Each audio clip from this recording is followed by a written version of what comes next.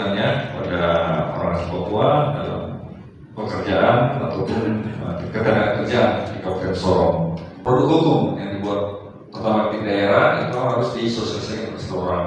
Pertama kita buat perda, buat aturan, tapi tidak disosialisasikan. Jadi orang tidak tahu. Makanya itu tugas dan kewajiban kita selain menyusun, membuat, dan terakhir itu mensosialisasikannya. Makanya diundangkan dalam lembaga daerah atau pemerintah daerah itu harus disampaikan. Lebih bagus lagi kalau Kabak Hukum mungkin kalau jaringan dokumentasi dan informasi hukum kita, JDIH kita sudah ada.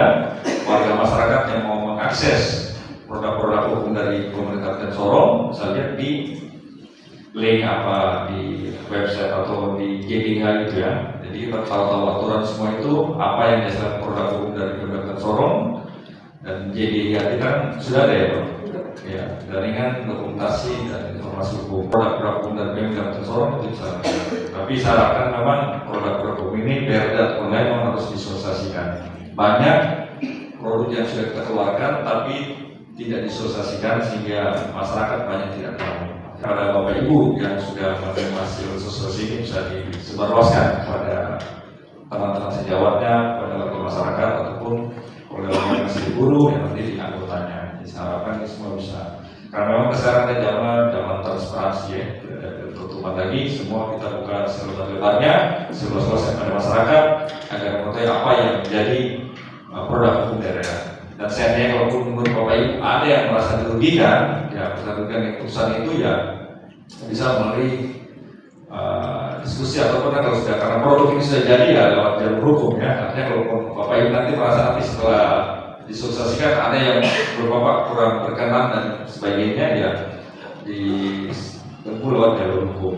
Ya kalau produk peraturan perundangan yang dibawa undang-undang kan bisa lewat Mahkamah Agungnya. Mahkamah kalau memang, tapi itu kalau berupa keputusan administrasi pemerintah bisa digugat ke PT-UN karena PT-UN salah satu lembaga peradilan yang dibawa Mahkamah Agung. Ya. Regulasi ini terkait tata kelola dan dasar hukum dalam memberikan pelayanan penempatan tenaga kerja lokal yang mencakup pembangunan sumber daya manusia, peningkatan produktivitas dan daya saing tenaga kerja sebagai upaya perluasan kesempatan kerja dan pembinaan hubungan industrial serta perlindungan tenaga kerja lokal orang asli Papua, khususnya di Kabupaten Sorong. Dengan adanya perda ini, pemerintah Kabupaten Sorong terus berupaya dalam mendorong pertumbuhan ekonomi daerah dengan memberikan kesempatan kepada tenaga kerja lokal orang asli Papua untuk mendapatkan pekerjaan yang layak. Dalam menjalankan amanat peraturan daerah, maka perlindungan tenaga kerja lokal orang asli Papua diharapkan kepada perusahaan atau manajemen perusahaan untuk membuka lowongan kerja yang nantinya akan diisi oleh tenaga kerja lokal dan wajib melaporkan secara tertulis kepada pemerintah daerah Kabupaten Sorong melalui Dinas Tenaga Kerja. Untuk wilayah Timur Indonesia memiliki banyak sumber daya alam sehingga banyak investor yang masuk dan menanamkan modal di semua sektor, baik pertanian, perkebunan, minyak, pertambangan minyak dan gas, dan industri lainnya yang membuat banyak sekali tenaga kerja yang memiliki skill sampai dengan yang tak memiliki skill juga semua berdatangan ke Kabupaten Sorong dan seluruh wilayah Indonesia untuk mencari dan mendapatkan pekerjaan di Kabupaten Sorong. Proyek ini dapat membuat timbul masalah sosial terkait dengan tenaga kerja orang asli Papua yang hampir tidak terlalu mendapatkan perhatian dari semua dunia usaha terkait rekrutmen walaupun sudah memiliki undang-undang otonomi khusus. Maksud dari solusi peraturan daerah ini tentang perlindungan tenaga kerja lokal orang asli Papua adalah agar semua dunia usaha dapat memberikan kesempatan dan perhatian khusus jika hendak merekrut tenaga kerja yang tentunya harus memberikan perhatian khusus bagi tenaga kerja orang asli Papua yang dalam kategori orang tua ayah dan ibu asli Papua, salah satu orang tua asli Papua atau mereka yang dikenal telah lama berjasa untuk pembangunan di Papua, atau yang lahir tamat sekolah di Sorong dan tentunya dengan memenuhi syarat yang ditentukan oleh investor. Tujuan dari solusi peraturan daerah tentang perlindungan tenaga kerja orang asli Papua saat ini adalah dapat memberikan satu kepastian terkait hak-hak dasar tenaga kerja lokal orang asli Papua dalam dunia industri demi peningkatan ekonomi dan kesejahteraan. Selain memberikan satu kepastian bagi tenaga kerja lokal, harus meminimalisir konflik atau kecemburuan sosial antara tenaga kerja lokal dengan tenaga kerja yang datangnya dari luar Sorong, serta menekan masalah-masalah lainnya yang mengganggu keamanan usaha para investor dalam menanamkan modal serta usahanya di Sorong. Dengan adanya survei program daerah ini dalam rangka membangun suasana hubungan industri yang harmonis dan dinamis berdasarkan Pancasila dan Undang-Undang Dasar 1945 serta undang-undang yang mengatur tentang ketenaga kerjaan.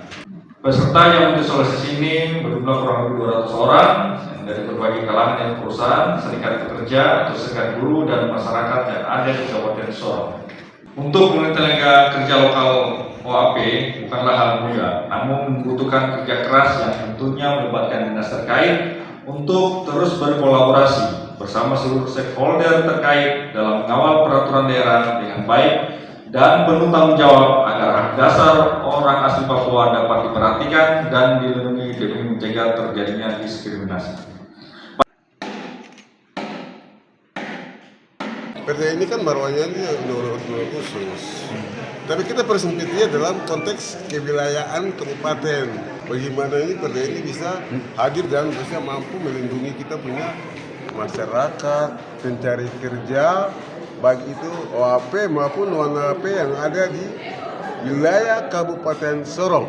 Itu intinya itu, perda ini kita buat.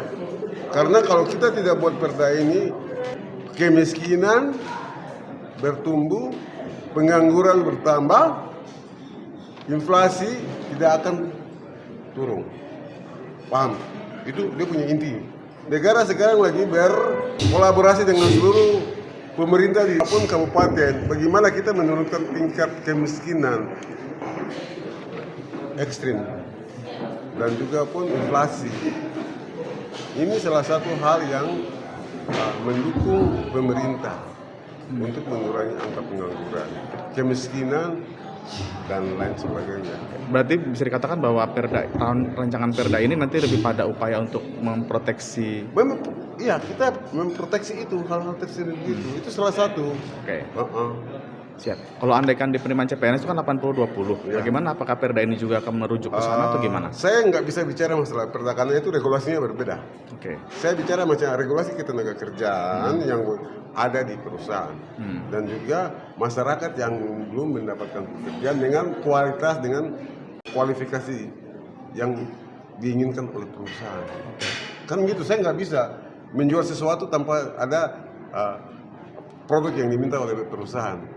Kalau misalnya saya bikin produk, sekarang juga penerimaan CPNS, contoh, skill yang diminta, misalnya sesuai dengan kompetensi yang diminta atau kota yang diminta, apa ada di kabupaten tidak?